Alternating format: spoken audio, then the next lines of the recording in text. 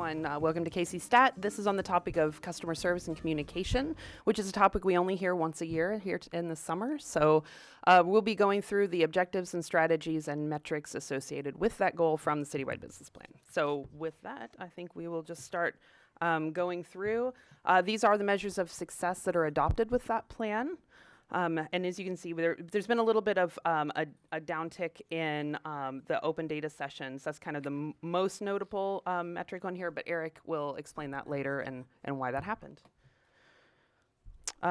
We have quite a few strategies in here, but we'll try to roll through very quickly. So first we'll start with some data, and I can introduce the data, and Chris, if you want to jump in on your thoughts on it, if you have any. So this is the effectiveness of communication over time. So this would be, this is a question we've been asking a very long time on the resident survey. As you can see, we did have a downturn here. It was a fairly stable metric for the last 5 years, a little bit of a downtick from last fiscal year. And we broke it out, just some preliminary. We just got these results, the FY19 results recently, and so we are just sort of tiptoeing into it. We have a session planned for the council once we're complete with our analysis, wanting to try to understand maybe what was going on there. And I don't know, Chris, do you have any comments on this side? I think we've looked at this number because we do have some concerns about the high number of dissatisfaction with overall effectiveness. And what we think we've seen so far is that there's some disparities here, because this is the big question that is early in the survey, and we think there's sort of a bit of it being lumped in with other communications issues, dissatisfaction with everything from potholes to snow to everything else in the city. Because when you then look farther down in the survey at the specific questions relating to things we are doing with communications, those are up across the board. So that's the disparity. Why is the big overall number ticking downward while the supporting numbers are ticking upward? So that's something we'll be diving into throughout this presentation, and it's also we will outline some of the things we're doing to try to address the overall effectiveness. Okay, next slide shows the important satisfaction matrix. Of note here is that opportunity to engage and provide input into decisions made by the city is our number one priority in this area, and I think Ellen will explain some efforts we're doing to move that needle. All right, availability of information about city programs and services. This one was flat from last year. One of the things we'll be pointing out throughout is that green bar there. This is it broken down by age demographics, that same question, availability of information. Of note is the 25 to 34-year-old age group. Lowest, don't know. So that would be someone who didn't answer the question or actually listed as a 9 on the survey. Lowest don't know, and highest level of satisfaction. So we're reaching that age demographic a little better than maybe some of the other age demographics, and the 65 plus also fairly high satisfaction. So, or higher. Throughout the presentation, we have some text boxes that talk about that don't know. That slide, don't know across demographics, is fairly low, but there are actually other questions where that don't know is really high, and we need to figure out reasons for that high level. All right, we also ask our residents what preference they have for getting communications from the city. As you can see, city website remains the number one, and then email notifications actually had a uptick in, and I'm not sure if it's statistically significant, but from this chart, it does appear that email notifications is now the second most requested way for getting information from the city. So that'll be something we need to think about and look at. All right, that takes us to strategy A on the strategic communication plan. I'll turn it over to Chris. Sure. So we declared this as a complete strategy within the citywide business plan, but that's essentially because the implementation is a daily thing for us. The plan that we put together is something that guides our daily activities in the city communications office, everything that we do to make sure we are implementing a strategic and integrated approach to every way that we communicate with our residents. We know that people exist on many different platforms, many different ways. What we like to say is that it can happen on Twitter or Facebook for some people. it has to be something that is mailed to them for other people. So we try to cover all those bases, which we'll show you as we go through the presentation today. And let's start by simply saying how we make sure that we are integrated and strategic in all of our communications. And a good example, if you'll go on to the next slide, Julie, is we just issued the year 2 progress report for the GoKC bond program. So it's essentially a printed thing here that can be passed out at community meetings. It's also available online. Community leaders can download it and print it for their own meetings if they wish. It's available to the city council for their district meetings. And that's just one thing. In the old days, maybe this was all that would be issued. But instead what we do is try to make sure we are covering all of our channels. So on the next slide, you'll see where we have a broad range of whether it's the website, community events, signs that are put up in the community. There are many different things that we do. It's the social media. It's you're continuing to see the signs that go up with the sidewalk repairs and the ADA curb ramps to remind people when they see those things happening that is part of the GoKC program, what they are paying for with their property taxes, and we will continue to do this over the life of the 20-year program. So basically, we're just trying to show that we try to cover all the bases on everything we communicate with. And Mark, if you want to talk about what we've done with social media and some of the reaction to the GoKC projects. Yeah, the GoKC projects throughout the cycle of when a project's announced and when it's completed, we are always sharing about the update and the progress, and we had very positive feedback on social media. A lot of residents and organizations have been sharing about the projects and how it's made an impact on their community, so that's been good to see out there. And this particular slide we're going to keep in every KCStat that we do during the life of this project because it's important to us to make sure people continue to know where you can find the info. And that is at kcmo.gov/GoKC. That's where we are compiling all the information and all the links to things like the Open Data Platform, which has KC Project Explorer, our playlist on our YouTube channel. We've tried to consolidate everything there on one page so that people can easily find the information they're looking for. All right, strategy B. Okay, so this one has to do with our customer service and communication training for our supervisors and managers. And much like Chris, this is something that's an ongoing initiative for us in the city. So as you may know, since May 2014, the city revised and expanded the onboarding of our new hires to include 2 days of new employee orientation and a follow-up customer service training, which was branded as public service communication. The focus of that program was to provide greater connection and clarification to the city's culture and expectations when serving the public and our internal partners. So they take 2.5 days of customer service training, which includes the city's customer service promise, key concepts from AR 210 on the city's customer standards, and a drill down into specific workplace and communication behaviors to facilitate teamwork and problem solving and convey a sense of caring to our constituents. So as you can see, approximately 1,600 employees have attended that training over the last 5 years, and that represents about 36% of our workforce. In fiscal year 19, we offered 15 sessions of that program to meet the needs of our organization. This was lower than in previous years, but it is based off of the number of new hires. So we also know that training is not a one-time event, and so in order to make it stick, it needs to be an ongoing process. So in fact, the bulk of learning occurs when the employee gets back into the work site and starts applying the training. So we do try to provide opportunities for follow-up and ongoing conversations and reinforcement from supervisors and managers. So while there's always more to be done, we do administer the city's online training platform, ThinkZoom, which contains hundreds of videos on communication and customer service. Employees can access these videos anytime from anywhere. Supervisors and managers are encouraged to use them as part of team meetings to keep the topic in front of employees. In addition, education and development is starting to use the platform to create a blended approach to learning, including the use of courses in our First Line Leadership Certificate Program, our HR management training. And then other city departments have also started to utilize the platform. So we've had some mandatory trainings in the last 6 to 9 months. So ethics refresher course, which is now winding down, the health department's annual HIPAA training, and then reporting of workplace injuries. And then upcoming trainings on this platform in the next probably 3 to 6 months will be EEO diversity training for non-supervisors, the finance department's cash handling refresher training, and then some sustainability training from our general services department. Thanks, Rebecca. Okay, strategy C on PSAs. Hi.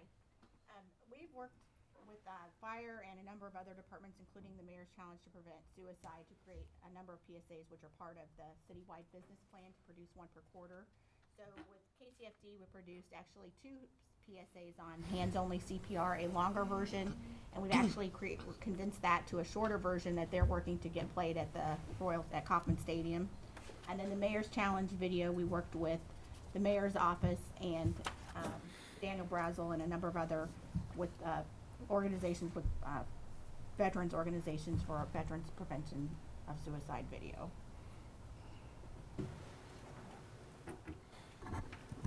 Oh, okay, yep. Oop, this is me. Pay attention, Julie.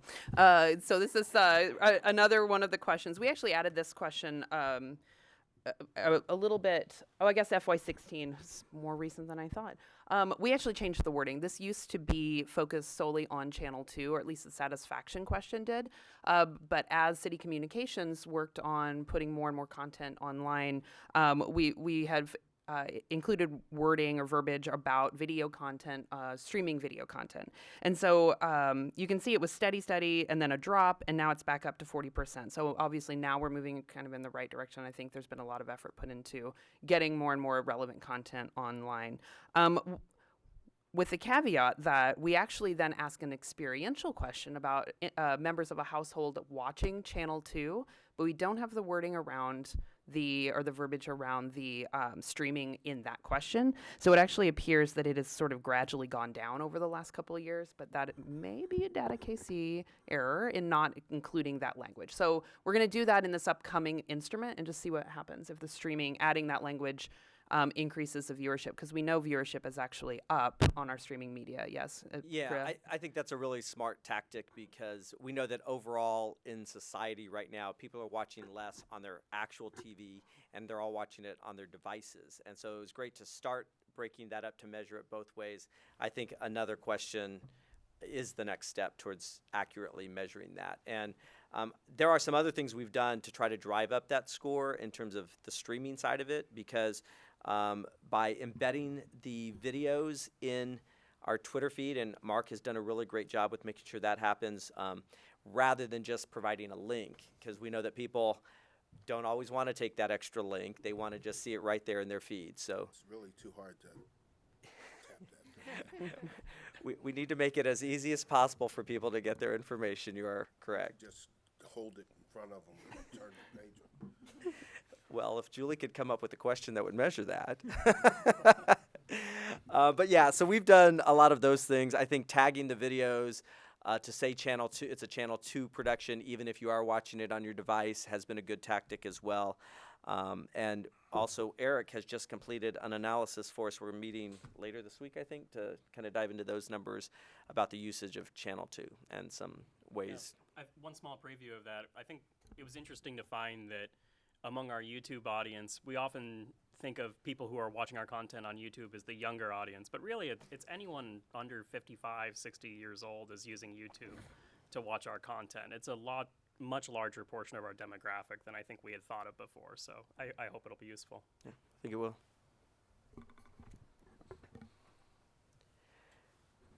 Where are we at? Colleen, you want to talk about KC and 60? So that leads us to KC and 60. One of the things we've worked on in the video production side is coming up with some different ways and more innovative ways to present videos. So when the kiosks came online, we came up with the show KC and 60, which is a 60-second show.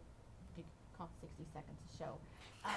But it features what's happening around different KC-owned venues in particular. And it is actually the highest viewed show on anything on the kiosks. They started taking that data last July.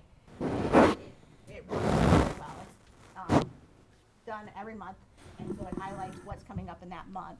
And as you notice on the Twitter video stats, what I skipped around, sorry.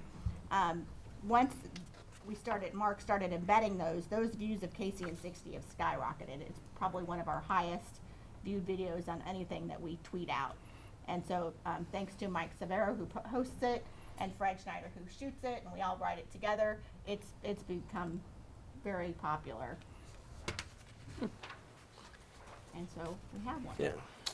Well, This is the May version. June will be out, I think, later today or tomorrow. unclear why on my screen it shows the YouTube video, but on the big screen it's not. There's the music. It's the music, yeah. Hey, Kansas City, I'm Mike Severo, and you're watching KC It's not 16 working the month very of May. well. Yeah. Drag and drop it over. Might be splitting your screen instead of mirroring. Game of Other Thrones way. is over, so there's no dragons left. Spoilers. Now I can't find the mouse, Roche. You're asking a lot of me. Design kicks into high gear for First Fridays this month. Just like in the Crossroads, you'll find sights, sounds, food, and fun to enjoy as only the Jazz District can serve it up. Happening every first Friday of the month. Go to visitkc.com for more info. May 18th, Union Station debuts a world-class sky sculpture called Reflecting Motion. Spanning larger than 2 basketball courts, this larger-than-life mesmerizing art installation makes for a dynamic, ever-changing viewing experience. Kickoff is May the 18th. Now, if muscle cars are more your speed, the City Market hosts the Art of the Machine car show on Saturday, May 5th, and again on Sunday, May the 26th.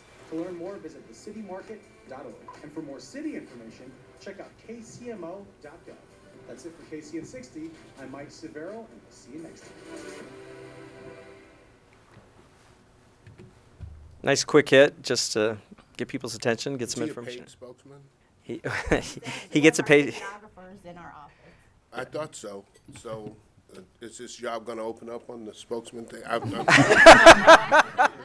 June, after July I still 31? work here, even if other people are leaving soon. Well, thank you. Kind of a veil. Run those on the kiosk. Yes, those are made And that's what specifically for the that- kiosks. Yeah, that's what we started making it for, and then Mark started shooting it as well, and that's, as you can see, since they started keeping the data last July, it is the #1 That's pretty good. item Chris, on the do me a kiosk. favor. We did, over the course of the weekend, we discovered, and we'd forgot about this capability. And I'm gonna have Jim Conley in Emergency Management. We have the ability, with the administrative rights on that, to override it for emergency notifications. So when we have those tornado or severe Right. thunderstorm warnings, we should program it so that those kiosks, not only the downtown kiosks, but the kiosks that are gonna be in along the Prospect streetcar line, Right. triggered as well. Sure. I'm being told we have administrative rights. Yeah, we so do. The override capabilities. Yeah. We can work with Smart Media to get Jim's team. Yeah, up and whenever- running on that. Whenever there's a warning, it'll just be another way to put it out there. Yep. We can do that. All right, great, thanks. So moving on to objective 2, this is on resident engagement. So we'll circle back to that question that was the #1 priority on the important satisfaction matrix. As you can see, fairly flat with a pretty high neutral. Again, in that text box, we bring in those don't know respondents. That's a 26% don't know.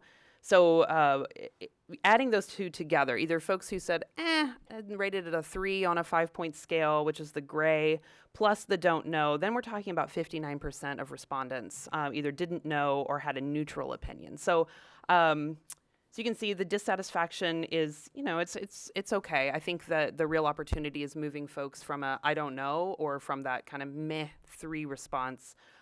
So we have a lot of room to grow with those gray bars. Could you cross-reference this response with, did you vote? We actually don't have an experiential question on the survey about voting. We used to, but it was a very high percentage given our actual voting patterns. Very high percentage of what? People who said they had voted in a municipal election. You mean like the 17% that normally show up? No, it was what, Eric? It was like 92% of people said they voted last Sure election. they did. Yeah. Sure Yeah. they did. So we figured that question actually was of little value because folks forgot, I think, whether they voted. I think I voted, I just forgot. Yeah. So Julie, on this, Uh-huh. note, can we benchmark this conversation? Did you say bitchmark or benchmark? Maybe a benchmark. Can we benchmark this against some of our other large national cities? 'Cause this may be that cold. They don't get the perception out there, unless I get a vote on it, I don't have public input, you know, the whole plebiscite type of, it'd be interesting to see where we compare on this, because this is a standardized question, relatively standard question, isn't it? I'd like to see where we Yeah, well- benchmark on this one. Okay, we'll get back with the ETC Institute and see if they do this question in We other may not be- communities. We may not be an outlier when you look at other Well, cities. and it hasn't changed. Right. I mean, it's been constant almost the entire time from 16. Did you look at the pre-16 and see if it changed any then? So that's when we actually ended up changing the question. It used to be worded as DataKC. Anybody remember how we used to word it? It was more. It wasn't focused on engagement. It was more. Did you show up to a public meeting? Oh. Impact decision making. Yeah. What's she saying back there? She's on a break right now. No. You started, she hasn't been up here at all. She's doing the all-important work of taking notes on what we need to have done. Well, we can break this question out in various ways. One of the most reliable is by council district because it's our stratified data across geography. We can also look by zip code or other geographic, but this one makes the most sense. Hello. Oh, hello. I'm here. Hi, public comment. Hello. Yeah, and we did change that So, I'm question. sorry, who are you? Kate Bender, DataKC. We changed the question actually because we felt, and I think this was a discussion with Chris, that the way it was worded before, it sounded, it was, you know, are you happy with how, whether you have the ability to impact decisions? And we felt like that's really a much bigger issue that's dependent on a lot of other things. So what we're trying to do here is provide the opportunity to engage. That's why it was changed. But to Troy's question, we do have the benchmark. I'm just pulling up actually our report that we just got. And yeah, we're right at, we're actually above the national benchmark. It's 25% nationally, and even the Missouri-Kansas is at 30, and often we're between those two. So we're right at local and above national. All right. Thank you, Kate. When we look at it by council district, you can see there's some variations, and some of the variations are really in that that neutral area as well here. All right, that takes us into the strategies for this section. This one is on resident participation, and I think that is Kitty, you're going to start? Yeah, just a little update on the resident work sessions. We had our most recent resident work sessions in August of 2018. There were 3 of those sessions. This was all related to the citywide business plan and getting resident feedback on that. We had 130 attendees for those sessions. That does not include city staff. We had 61 at Liberty Memorial, which was our central location, 41 at the Southeast Community Center, and 28 at our northern location, which was a little bit smaller, but there was a terribly, terribly stormy night, and it was still a very productive session, so I would consider that a success as well. Those series of work sessions were the highest attended that the city has hosted, so we are on a good trajectory to keep engaging residents more and more. And is it always about budget? This is always in soliciting feedback on the citywide business plans specifically. So yes, much budget. yeah, kind of. In some survey materials, 98% of attendees said that they would recommend the resident work sessions to a friend or family member, and 45% said that they felt more connected to the city after being a part of the resident work sessions. So I think that they continue to serve a pretty important purpose. Additionally, we had, I think, a fairly good response on rating the work sessions either excellent or good. And this one place is where I think we could do some work, which is how confident are you that the feedback will be utilized by the city? While there's little in the not at all confident area, I think that we're going to work a little bit more towards communicating with those attendees about how the information that they provided was used by us to adapt and just be better stewards of their information, so that we're using that to in the updates of the plans that are subsequent. So we are in the process now of creating the resident work sessions for 2019. This is going to be the last update for the current citywide business plan. So in 2020, we will have an entirely new 4-year plan. So since this is the end of the life of this plan, the work sessions are really going to be focused on determining what gaps residents see between the plan and their priorities, asking how, if we've given the appropriate weight to all of the priorities in the plan, trying to suss out if residents feel that appropriate progress has been made in achieving the objectives and goals in the plan, and what the next steps that residents see to they would like to see the city take action on in the new plan. We're going to hold them a little bit earlier in the year, a little bit earlier in August, to try to give more time between when we receive that feedback so we have time to use it before the actual plan is adopted in October. So we're going to do that in the first week of August this year.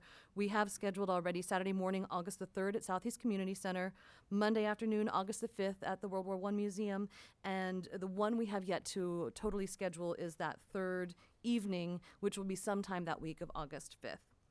And that will be our northern location. We also have the potential to adjust how we schedule these resident work sessions in the future. And I believe that we will try to push these into the spring of 2020 so we can solicit that feedback before we even go through the process of working with departments to determine departmental strategies. So we have that information during the entire process of forming the entirely new plan in 2020. So that's where we are. And I would just add on that for the 2020 plan, I think there's an internal effort going on right now to coordinate public feedback and engagement for several plans at the same time. So we're about to launch into the comprehensive planning process, which is our land use plan, and there are several other sustainability plans and things that will need public input. So there's an effort underway to make sure that we're not going to people in separate meetings, and maybe we can get some common engagement across all plans. So that, stay tuned. That will be early 2020. All right. Community Engagement University, I think Rwanda will be speaking to this. Yes, Rwanda McFerrin, City Manager's Office. So as you all know, CEU has been designed to educate residents about the work that the city does and provide residents with information about how they can get more involved in the city's processes.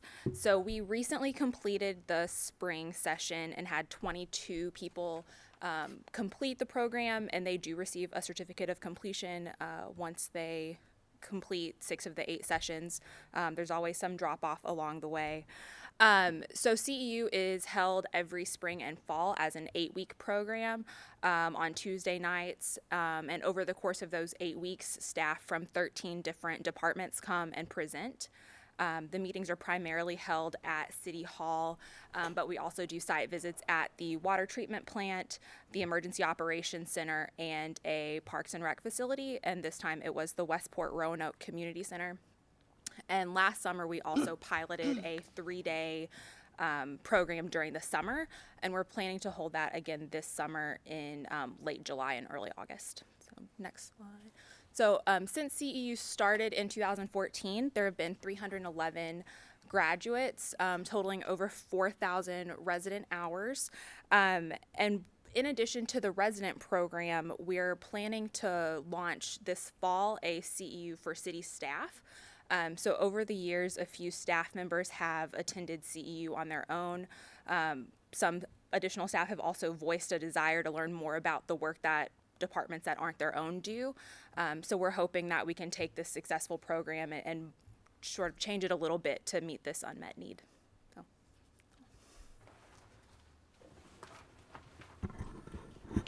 All right. Another opportunity for engagement, Truckapalooza, and Erica Good from 311 and DataKC will be speaking to this. Good morning. Truckapalooza was, I think, generated or set up about 3 years ago, and it was an opportunity for the citizens to come to see the different departments and the equipment that is used to conduct city services throughout the city. The first time that they did it, it was in the city parks. This time they wanted to collaborate with Worlds of Fun, which is what we're doing now for the employee appreciation. So when we started working with them about 4 years ago in that, we got with them last year to see what else we can do to expand out our collaboration with them. We sat down and discussed and determined that this might be a great opportunity because they have more of a space to utilize all our different trucks and things that we had in the city. Our plan is to do it again, not sure which date. That we're going to decide to do it, if it's going to be this year or the following year after that. But it was a great opportunity for them to come out. They got a chance to win tickets and different type of services that we offer here in the city. So What are the qualifications for a driver? that I don't know. Obviously, nobody else did because they let him get in one. The upper left is a pretty low threshold. Really? It didn't go anywhere though, did it?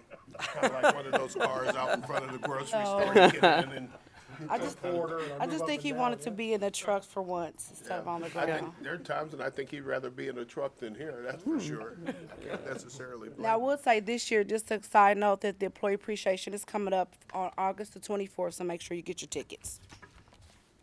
And I would add that Erica has done such a good job developing that relationship with Worlds of Fun. I think that is why we have such a strong tie with them and are able to do things like this with them, because she's really developed that relationship. So using a community asset. Thank you, Erica. All right, Ellen? Ellen Belzer, Organizational Development, Finance Department. I'm going to get this wrong, so I'm going to ask the mayor and the manager. How many people do we have in Kansas City, Missouri? 478,000. 478,000. And Kitty was saying, well, we have 130 people who attended our resident work sessions, which was our top amount. And it occurred to several of us, wait a minute, why aren't we getting more people at these engagement activities that we do have? Because of the poor communication and they didn't know about it. They wouldn't for the Actually, they weren't properly engaged. we were finding out that, why do some municipalities get 300-400 people to a particular session? And as we looked into it, it's because there was a major issue, say zoning or some other issue that people were upset about. People tend to come to events when they want to complain about something. Controversy. Right, some controversy. So, but how do we get people engaged when things are going well here in the city and where we can make things even better? And so we had initially about 8 or 9 people on the resident engagement committee that we formed, and people kept finding out about it and calling up and saying, hey, I want in on that. And we ended up with about 23 people from 9 different departments, because so many of our departments do resident engagement and all doing it in their own way. And we thought, why don't we put our heads together and figure out ways that we can be more consistent and use best practices. So for about a year or so, we were meeting about once a month. We've slacked off, my fault, during recent months, but we're going to resume all of those meetings. We also, in addition to the 3 subcommittees that did an enormous amount of work, and those subcommittees were the feedback subcommittee, participation subcommittee, and the technology subcommittee. And from that, we ended up with some beautiful recommendations, and we have assignments and deadlines, and as you can see, there's a lot that we have to do. One of the big things in here is that we're going to be developing a communication toolkit that will have best practices and strategies that all the departments can use to enhance their resident engagement activities. What's more, we're going to cross lines and help one another so that people in one department can give their advice and assistance to people in other departments. So you're going to be seeing a lot more cross-pollination between our departments, and we think that's a good thing. One of the big things that came out of our resident engagement committee thus far has been our branding effort. And so I'm going to turn it over to the head of our communications office, Chris Hernandez. I'll pick it up here just briefly. So to further carry out what Ellen was saying, part of the issue is making sure people understand that they have opportunities to engage. So one of the ideas that came out of this committee's meetings was that we needed an umbrella branding that every department could use when they are having an opportunity for community engagement, for people to feel like their voice is being heard, to feel like they have an input into the decision-making process. So we put our branding experts to work, and I'm going to introduce our brand manager, Jose Gonzalez, who will explain with a sneak peek of branding that will roll out later this summer. Hello, Jose Gonzalez, City Communications. So we were tasked with creating a consistent brand to go with the consistent process, user experience that the residents are going to experience whenever they come to one of these meetings. And we identified 3 goals that we wanted to accomplish with this brand. And the first one was to have a relationship with the city. Because when they feel comfortable, they're more honest, but more importantly, they're more open, so that they can give feedback and receive feedback. And it's a give and take. The second goal we have is to be more inclusive, that everyone feels like they're being heard, like their input is making a difference. And then at the end, with the reporting process that we're still working on, this will lead to better policy and decision making that they feel they had an effect on. So we wanted to come up with a name that was undeniably KC, but still kind of interesting, so people would, want to check it out. So without further ado, we're calling the meetings the KC Resident Speakeasy Sessions, because being heard shouldn't be hard. And that's how much more KC can you get than that? Will there be alcohol? That's the catch. Oh, They have to go to find will out. Speak a lot easier with alcohol. This is true. Yeah, so it literally says that residents can come to speak their minds. And the tagline parallels the speakeasy, speak here, easy, hard. And the aesthetic is a little more relaxed, a little more informal, so people would want to come. Also, we've discovered that whenever we use the KC colors with departments, they really like that. They like having their own colors. So we're giving the opportunity to customize their little speakeasy bubble that they would include with any of the meetings that would meet the requirements for a speakeasy. And along with all the mark and branding, we're going to have a physical toolkit with banners, signage, templates, buttons, sign-in sheets, all that stuff, and any support we can provide. So that's Speakeasy. Cool. Good stuff.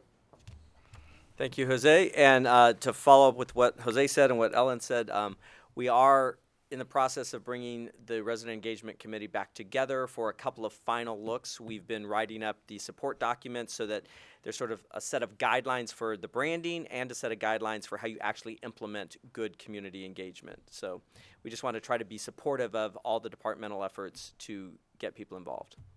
Ellen, have the Resident Engagement Committee look at the idea of providing daycare services.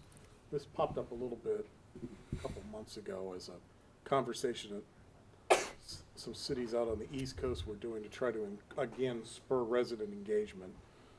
You know, for an evening meeting, it may be an issue.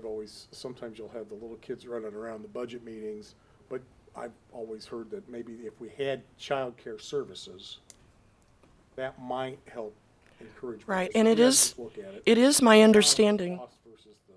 Right, it is my understanding that Parks and Recreation, which just had a series of focus groups, has in the past offered daycare services at their meetings in the community health centers. So that's a wonderful idea, and we'll bring it up. I also want to tag on one other thing, and that is that while we have 9 different departments and 23 people represented on the Resident Engagement Committee, I think it would be a great idea if we also started including council aides, because I know that when we've done resident work sessions in the past, council aides have been instrumental in helping us get our numbers up by contacting their constituencies. Yep, good idea. And we do think that Speakeasy is a better branding than resident work session. So we are going to use this August's resident work sessions as the launch pad for the new branding. So we'll be making that transition soon. Chris, will this branding be available? You said something about buttons or swag. It's not swag. It's not swag. It's having so that the entire experience from start to finish is branded so that Okay. people understand this is one of those opportunities where they're going to listen to me. Yes, absolutely. I'm just asking for city staff who attend these if Yes, we have there'll be name tags and buttons that you wear Buttons. to identify yourself as a city staff member at that event. Yes, that was my question. I just want another button. All right, strategy B. All right, so we'll start with the resident survey again with use of social media. This saw an uptick, 3% increase in satisfaction.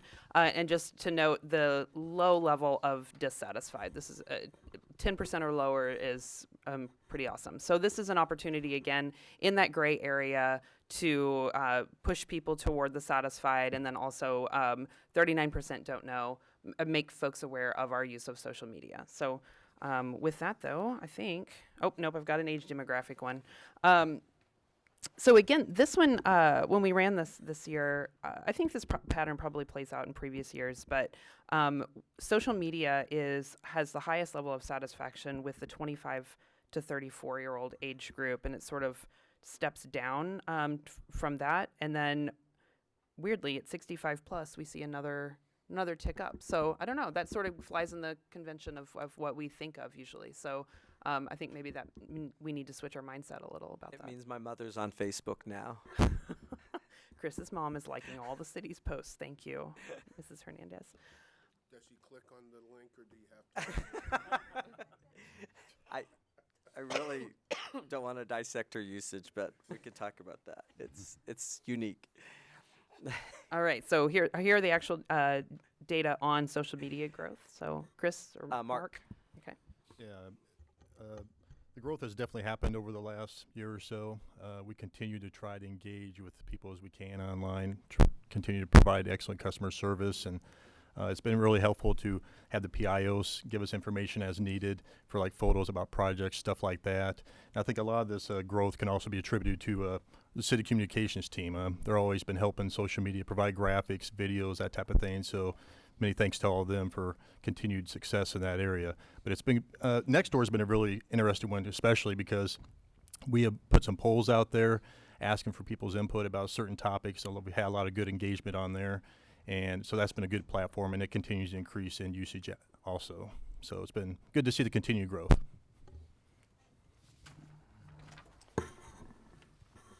All right, here, this as an example, I think, of the potholes. Yeah, this is another example. We have pothole problems throughout the spring. Seemed like everybody had issues with potholes, and what we tried to do is we tried to provide information as much as we could on social media.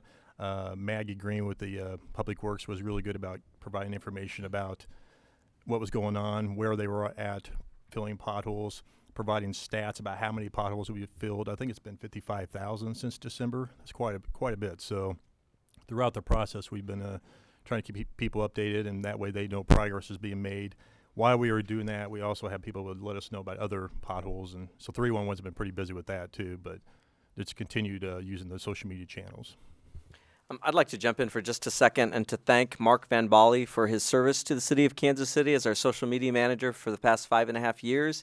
He's leaving us in about a week and a half to accept another career opportunity in local government in the metro. So we're going. Wait a minute. Local government in the metro sounds like it's around here. Yeah, it's around Don't here. you have a non-compete? I thought you had to go to Detroit. Detroit was the closest place that you could go and still do this type of work. Where are you going? Johnson County, Kansas. Well, okay, good luck there. He's done a great job for us, and we will miss him. He's grown the Twitter account from, about 12,000 to 103,000? Yeah, something like that. Something like that. So not bad over the past 5 years. Well, thank you for your efforts. Yeah, thank you. I'm going to shun you now. All right. Enjoy working with you. Good job, man. Outstanding work. All right, objective 3, promote trust and understanding through transparency. First strategy there is about performance, operations, financial condition, so on and so forth. And we'll start with website. Right, so resident satisfaction in this area has been pretty stable over the last few years. We did see a big increase there in FY14 from 45 to 54%. It sort of chipped away at that bump at 54%. But I think that's when we launched the existing website, yes, within that fiscal year. So I think we'll have some room to grow there over the next few months. So then resident satisfaction with the usefulness of the, that tag is wrong on that line chart. That's actually how many folks have visited the website. So it says 61% of our residents, which is pretty consistent over the last 3 years.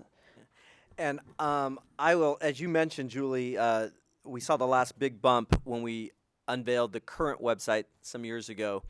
As I mentioned at the beginning of this presentation, we have several new things we're doing this year to try to drive up our satisfaction scores with effectiveness of city communications. We talked about Speakeasy and the branding for the community engagement. The next sneak preview you get starts now with the new website that will be debuted the first week of July. And for that, I'll turn it over to our website manager, John Hildebrand. I'm John Hildebrand, kcmo.gov website manager. And as we saw on our earlier slide, residents have indicated that the city website is their first preference for receiving information. So we made extra special care to listen to the residents over the feedback from them from the last 5 years on the site.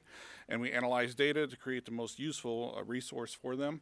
And some of those things are a better website for residents. We're going to have, I'm going to talk about this on our next slide, but we've got a new Your Resources lookup. Your Resources will allow somebody to enter their email address and instantly find out when their trash day is and what their council district is and who their district council people are. That's going to be on the home page. It's been a very popular thing. People want to know this information, so we're going to put it up front and center. Clearer organization, you're going to be able to find things with new menu hierarchies. So when you're going to see I want to up at the top, you're going to see our city hall, and you're still going to have a wonderful search, a better search engine. This search engine will not have ads. Our current one does not have one anymore. We eliminated those last week thanks to Google. But I'm going to talk a little bit more about that on the next slide as well.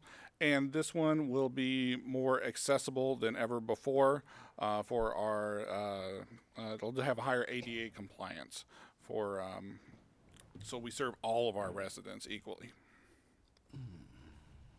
Actually, go back to the features, please, Julie. Thanks. Yeah, new features for the site. I mentioned the Your Resources lookup, where you enter your street address and it looks up information for you. The search engine includes related websites now. It will index sites that somehow aren't part of kcmo.gov right now, such as parks, water, the city clerks, and the police department. In addition to having a more comprehensive internal search. New ways to find content in addition to search, like I said in the previous slide, more menus and a better mobile version. It'll kind of look like an app, but no extra work required on our part. It's a responsive website design, as we should have. And a great calendaring system all in one, so we'll be able to enter dates and be able to segment them by department or have an overall calendaring system on the home page. We're excited to show you this website. It's going to come out in the first week of July. It's going to be a lot better than the current website, for sure. We did a lot of research before we started the project. The vendor was very good about helping us with some surveys. And this is going to have a lot of the features that we probably should have had the last go-round, but definitely with the changes in technology, it's going to be a lot easier to implement. All right, so moving on to the KC More magazine, which, as John mentioned, the website still remains that #1 preference, but KC More magazine is there in the top 3.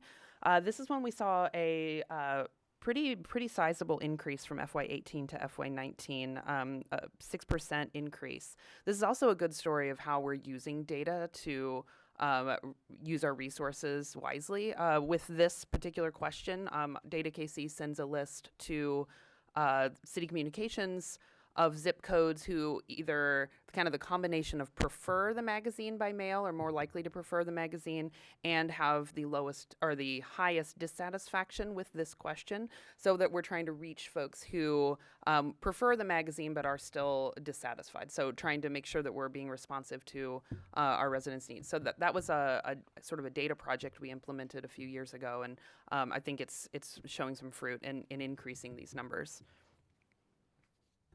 All right, Casey Moore. Oh, there's the copy for Casey Moore and photos.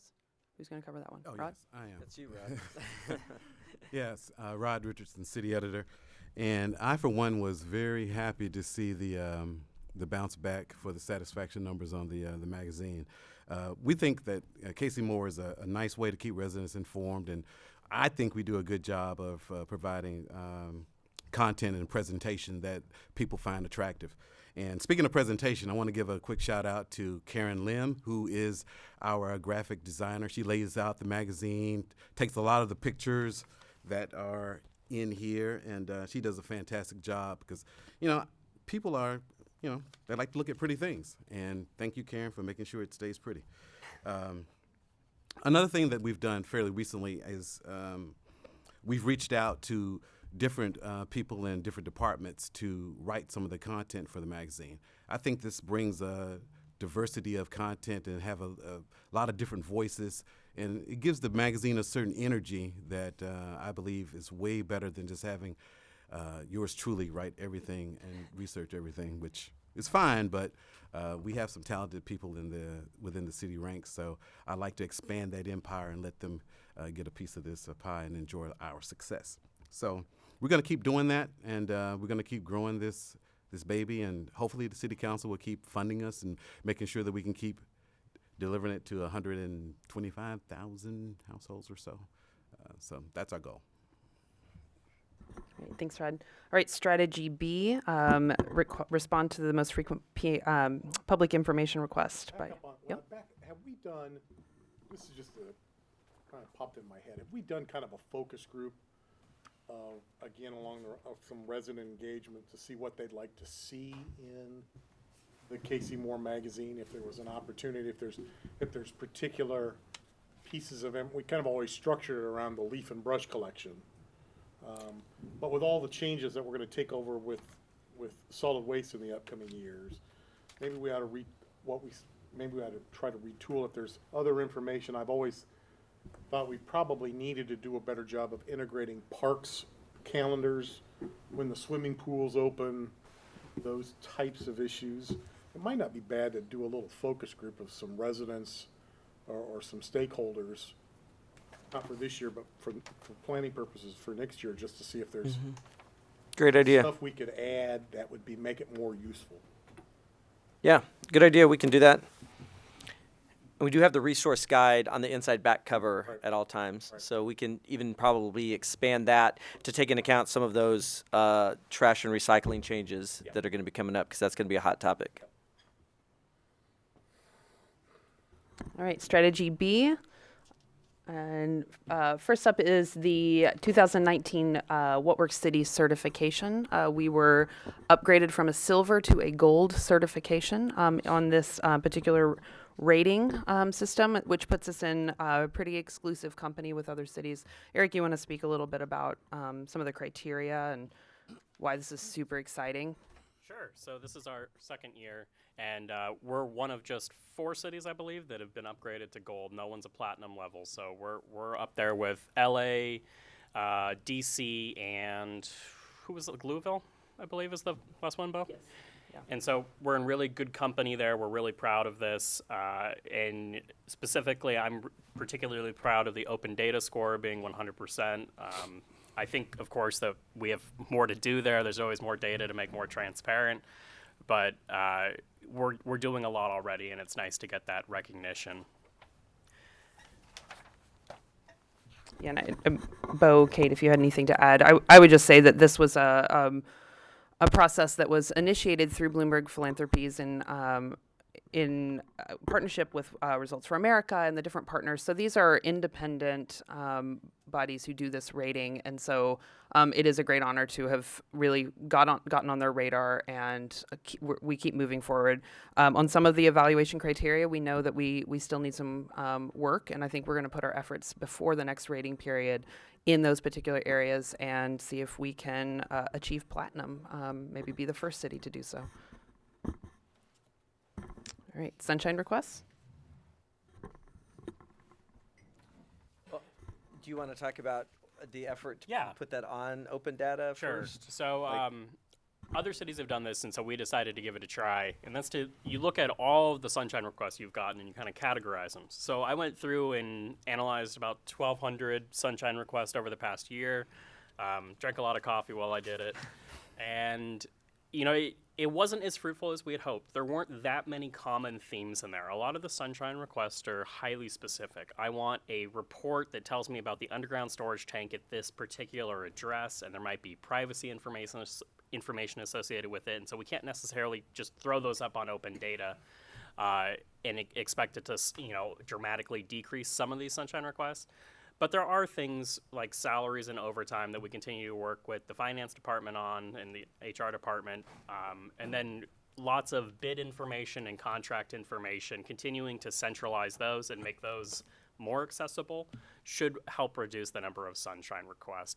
We also probably could do more to train our users that when this sunshine requests aren't the only way to get this information. A lot of this information is already available online, and you don't even have to put in a request. You can just go to open data or go to where our contracts are posted, and we'd probably just need to increase our communication with some of our more frequent customers. Yeah, I know that I've had good response when dealing with members of the news media. A lot of times they call us because they want like the whole history of 311 requests at a certain address. And I'm like, hey, did you know you can find that on open data? It's posted right there, all 311. And they're like, wow. And then that reporter never calls again looking for 311 information because they now know we are teaching them how to fish, essentially, instead of handing them the fish. So that's good. And I know Rod, who processes the sunshine requests for us, has come up with a new idea about the salary request, since that's kind of frequent.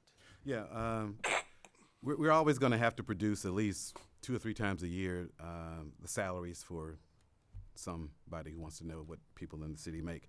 So some cities have taken the proactive approach of simply every February 1st, just post them. And I guess they just chose February 1st because most people are not on the same fiscal calendar that we are. They usually start around the first of the year, and that's kind of how it goes. So that's something for us to consider, and we could look for that and other opportunities to do that, and that would, I think that would be helpful. I think so too. That would stop the drama. If it's out there and people want to look at it, because it's always, you know, to see when they get into a lull, the media, well, let's just run an article about, it's kind of clickbait stuff. We can always run an article about city employees.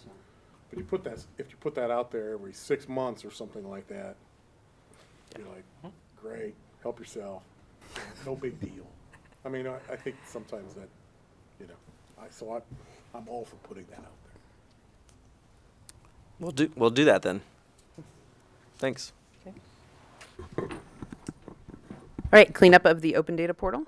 So we continue to wage the war against all sorts of weird things that have been posted on open data over the years, PDFs, pictures of dinosaurs, things like that.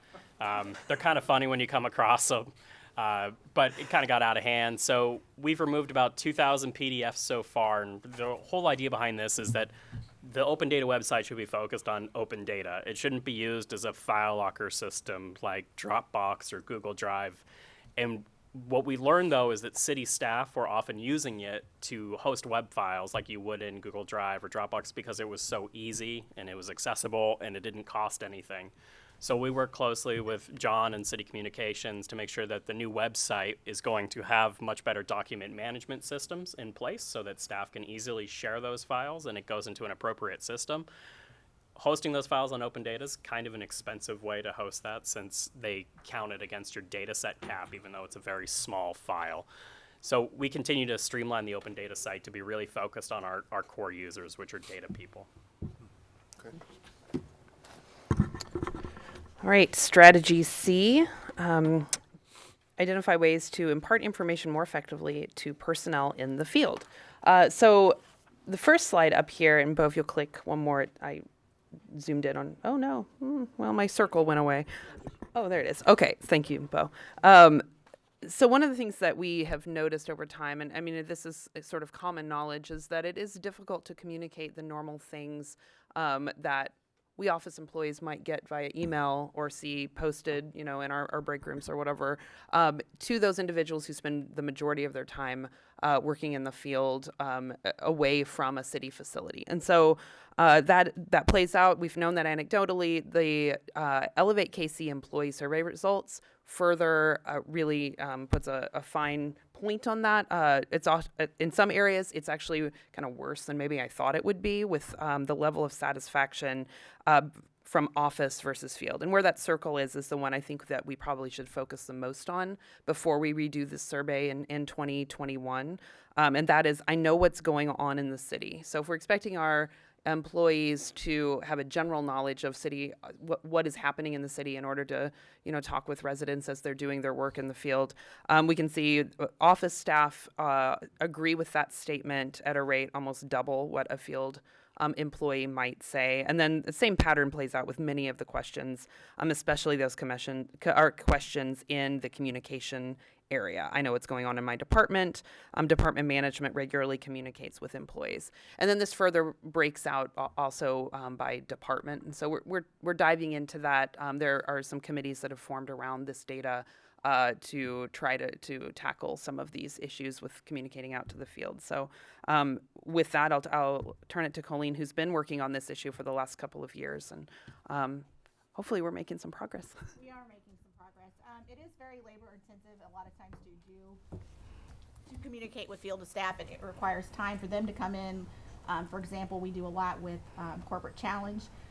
Lisa Chubak and I attend every open enrollment. So we run around the city a lot, usually in the month of March, to talk to field staff directly as they come in to do open enrollment, to recruit them to participate with Corporate Challenge. It's very time consuming. Also time when they're not out in the field, they're in doing open enrollment things. So we've been working with a number of departments to come up with some different ways to communicate with field staff. Nixle is one way, which is our text messaging system, which we primarily use to communicate with residents for emergencies or public meetings and so forth. Health department has used it some. Blue River actually has a group set up for emergency communications within for their staff, and Parks has recently started using it to communicate with their staff. It is a one-way communication. We do have access to GroupMe, which is a Microsoft product, and that's a two-way texting system. Parks decided to use just the Nixle application because they didn't necessarily want everyone to chime back in as when they texted something out to their staff. But that also you have to get your staff to agree to, so a lot of them have their personal devices, not necessarily a city device, to allow them to get them, to convince them to use their non-city phone to receive a text message to keep them informed. I plan on later this year to do some more research and focus group stuff with the health department, who uses a combination of Nixle, and they also use MailChimp a lot to send out, which is our email system, to send information out to their field staff. The difference is their field staff, as opposed to Parks or Water or Public Works, health field staff tends to have more access to email. And even though every city employee has been assigned an email, most field staff like Parks and Public Works and Water don't have consistent access to it, or they don't know how to access it on their phone. Lisa and I have set emails up on lots of people's personal phones so that we can contact them for Corporate Challenge. So setting up Gmail accounts or whatever, because they had no idea how to do it. They had a smartphone with no email on it, which seems a little crazy. Along those lines, we also have increased the number of staff alert signups, which is the Nixle notification for City Hall and other employees for emergencies. We had some snow days, some weird weather. We had a water break in the building across the street that caused a little confusion within City Hall, and that helped drive our numbers up. People took it a little more seriously, that they wanted to know that, oops, something happened at City Hall and I should have known that. instead of driving to work and it was closed. So those numbers have gone up as well. But like I said, we're still looking at different groups that are wanting to implement it, and I'll work with Health and Parks to see how those efforts have gone with them. All right. Strategy D is on inter and intra-departmental communication, and specifically about a manual for that. And Ellen will speak to that. I'll just throw some more Elevate KC employee survey data out there. Again, this is an area where folks in the office, I regularly communicate with employees in other departments to do my job. We see a lot of cross-departmental conversation and communication there. 72% of office employees agreed with that statement, while only 40% of field staff. And then when we look at folks who spend a sort of a half and half field office, again, that's at 64%, which is higher. But one of the things we've really stressed over the last 8 years would be that collaboration across departments. So anything we can do to make sure that folks are speaking to each other. We saw a decline in this question from 16 to 18 in this survey years. So we sort of went up and then have gone back down. So we'll want to monitor that and slice and dice it a little bit. As an example of an effort to really get some interdepartmental cooperation and coordination communication going, we have now done 4 deputy or division manager exchanges. We started with the deputy directors of each department and asked them to spend 3 weeks in a host department that was not their own. And that worked so well. We did that 2 years. We then last year, upon the recommendation of the manager, went down sort of a level to division managers. Our own Kate Bender participated this year, and I did so last year. This was for the period of 3 weeks, which is just enough time to really get to understand another department and force you to sort of remove yourself from your own work, and also allow your team to take on the responsibilities. So it's been a really a good learning opportunity and a pretty big success at getting folks to begin working together. We've seen some really great relationship building across departments and some work relationships that will probably last for years. And so we do a survey and ask, how much did you learn during your exchange? And for the most part, people are really leaning toward the more than I ever wanted to know about my host department. So you can see that's sort of the 7 through the 10, and most people are at the higher end of that scale, with an average this year of 8.55 out of 10. Right, Ellen? Over the years, we've done I haven't really counted, but I think between 10 and 15 communication plans for different departments, and also for some divisions and sections. And this is in addition to the strategic plans for the different departments. So the communication plans are what each department wants to do to elevate their communication. And when you look through those communication plans, it's easy to get those aha moments where you go, wait, that's a great idea. So in 2016, we developed this list of 129 ways, this is something I did count, 129 ways to improve internal and external communication. And this is there's one version that's designed according to what you can do within the department, within divisions, between divisions, with other departments. And then there's another version where it's organized by activity.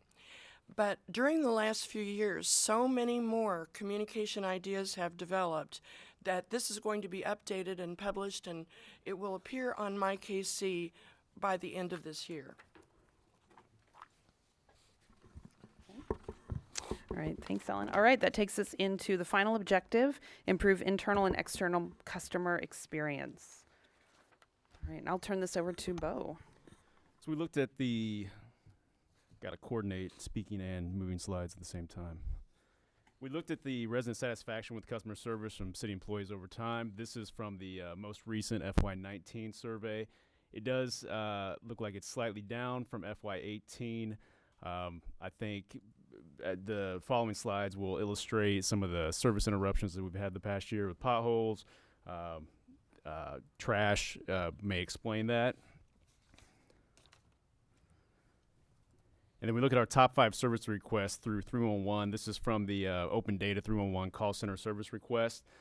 Top 5 over the past few years have been trash and recycling, animal and pets, water, property buildings with code violations, and then street, roadways, and alleys. Mowing and weeds is also pretty close to that number. But of note here is you can see the almost doubling of trash and recycling requests between 2016 and 2018, with that big spike in 2018. And also street, roadways, and alleys between 2016 and 2018, there was almost double the volume of calls. And then looking at 311 monthly service requests between 2015 and 2019, overall it's been trending up, but in the past 6 months, you see those big spikes. The top 3 highest service request months since 2015 have come in the past 6 months, with January 2019 being 21,000. November 2018 around 17,000, and then February around 15,000 or 16,000. May, we're not too far behind. We were talking about that dip in March and April. We're looking into that more, but we think what happened there was that the 311 call takers were so backlogged that they didn't have time to process their web requests, and so then you see that spike in May. And then just to look at what was driving those spikes between November 2018 through May 2019, trash and recycling accounted for about 43% of those calls, and then street, roadways, and alleys were about 16%. So between trash and recycling and potholes, we were looking at about 60% of our service volume.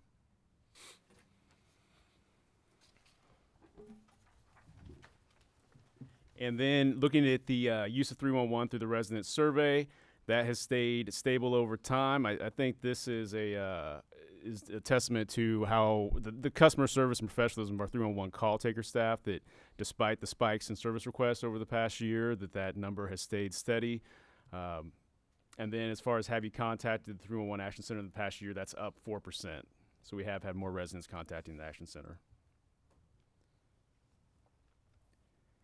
And then looking at the satisfaction with the ease of using 311 by method, again, phone is, we stayed steady. That's been the highest volume channel as far as receiving requests, and web has also stayed steady around 58%.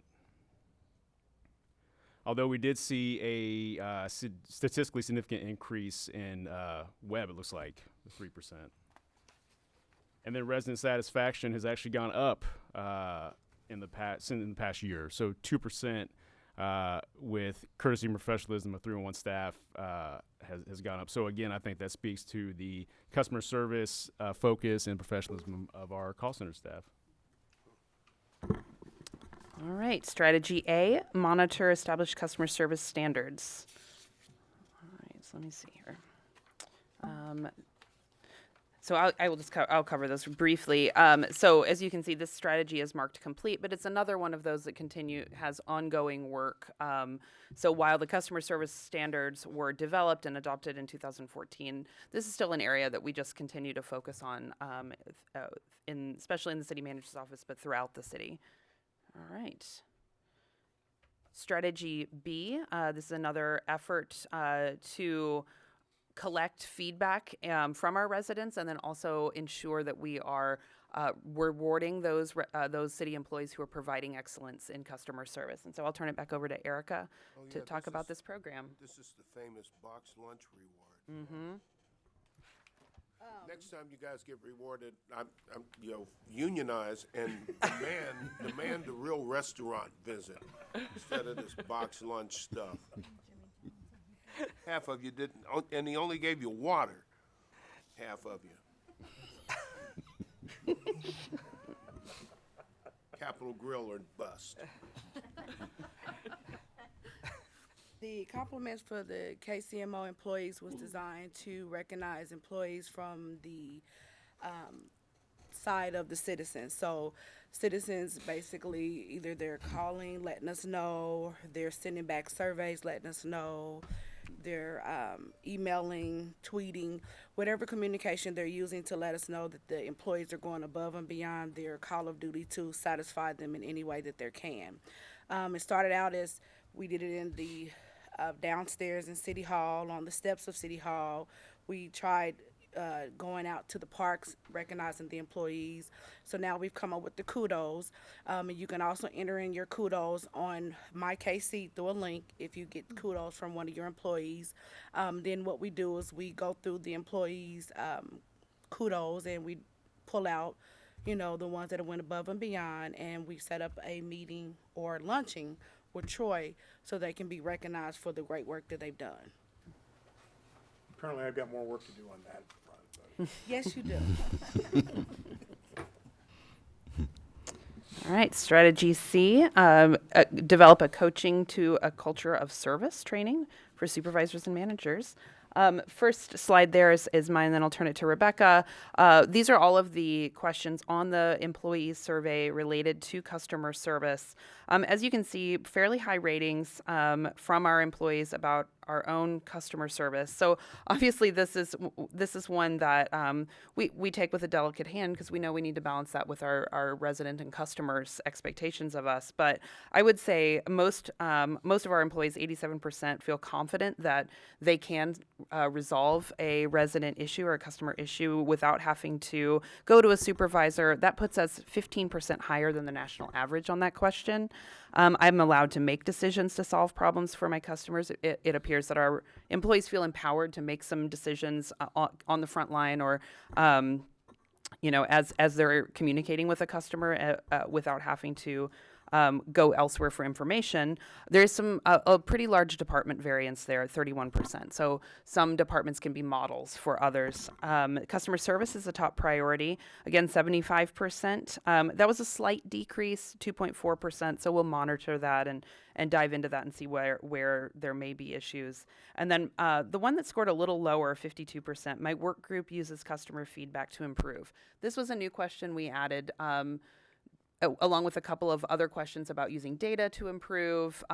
This was obviously a value that the city holds. And so we know with 52% and some pretty high department variance, that's something we need to continue to communicate with, that your customers' feedback is what drives your operations. And so we have some work to do there. But I think Rebecca is working on that. So as mentioned earlier, onboarding of our new hires has been a focus for education development for the last several years, with much of the attention being paid to the organizational level as illustrated by new employee orientation and public service communication. We do focus groups with our new hires after they have passed their 6-month probationary period, and we bring them back and get some feedback. And I do want to give a shout out to the education and development staff, Jolita Smith, Cassandra Jones, and Tanya Lovelace, because they do a lot of heavy lifting for this one.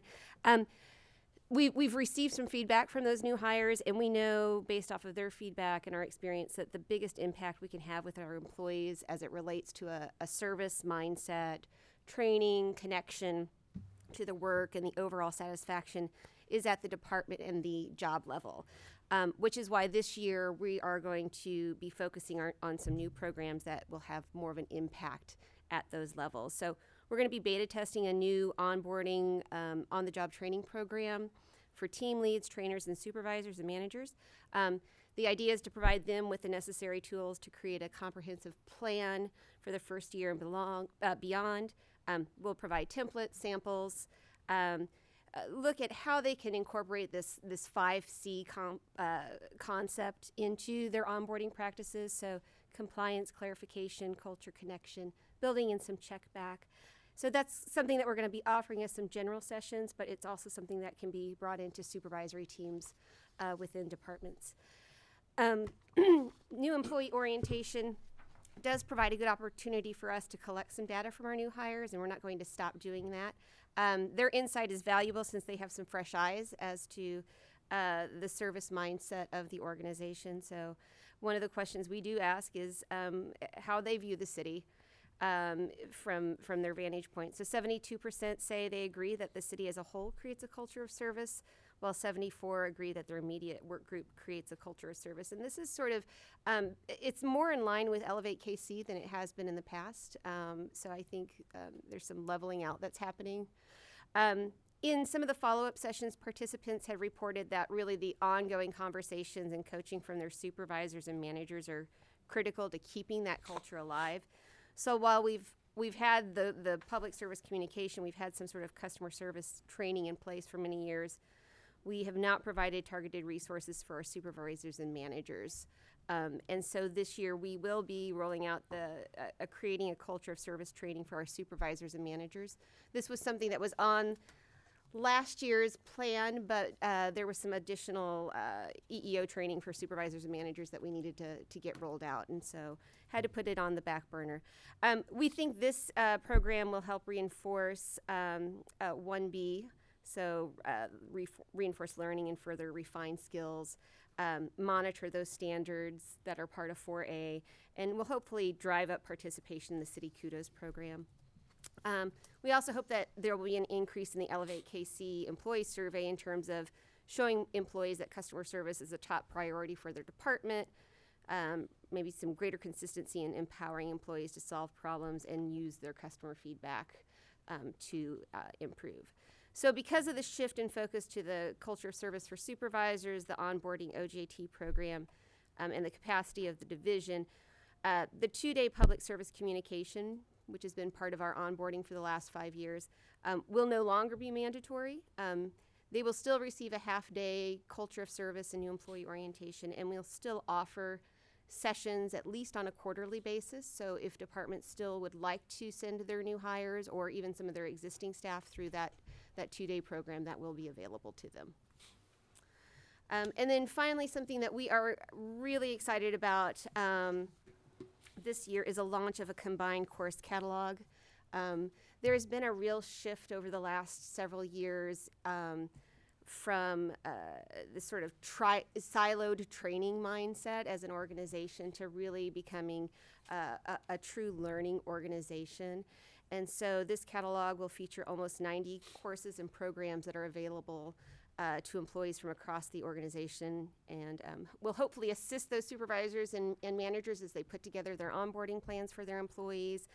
Employees will be able to identify further development opportunities for themselves. So I want to thank the DataKC staff. They've got a section in there: general services, corporate safety, the finance department, environmental management, and then human resources. All right. Well, that takes us to the end, and I'll echo what Chris said. Thank you to Mark Van Bali for just being a superstar, helping us tweet at KCStat and making sure that we're getting the information out there. I think it's a model for stat programs across the nation. So thank you for setting that bar pretty high. So, and also thanks to the mayor for pushing us to tell our story. This KCStat is a direct reflection of you saying you need to tell your story. You need to tell your story. You need to collaborate. So thank you. No, my pleasure. Mark, I just want to know one thing. Are you going to be Alex Smith or Joe Flacco? Wow, I don't know. You know. You know the difference? Yeah, I know the difference. Yeah. Sounds like you're leaning towards Joe Flacco. No. I'd say Alex Smith just because, you know, I'm always willing to kind of teach those around me, and, you know, that's what Alex Smith did, so Good. that's what I continue to do. That's what we like. Yeah. Good luck to you. Yeah, thanks. Chris is trying to figure out what does that mean. I got it. Took me a minute, but I got it. One other thing we didn't mention along the way that we probably should have, we also, there's been a cross-departmental collaboration, finance, city communications, DataKC, organizational development, and HR with developing additional classes. Customer service, dealing with difficult customers both in person and online. Tamala Handy has been helping us develop a curriculum for that. We also are working on something called plain language training, and that is to help with our communications across the city with just cutting out the government jargon and saying things in very plain language. So those classes will be rolling out this year as well. Good work and outstanding. Communication is key. We ran across a situation this morning where communication has not been utilized to the extent that it should and could, and it has some interesting consequences. You can't communicate too much, especially when you're trying to tell a story that people are resistant to hearing. So please keep it up. Congratulations on what you've done so far. Mark, take care of yourself. And I think we're done. All right. Thank you, Mayor. Thanks, everybody. Chris. Relaxed. Yeah.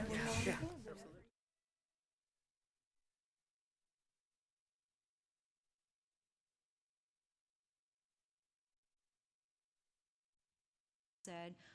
They also use just geographical areas, like you're going to go work on 71 highway between these two streets. So that's how they deploy traffic, and that changes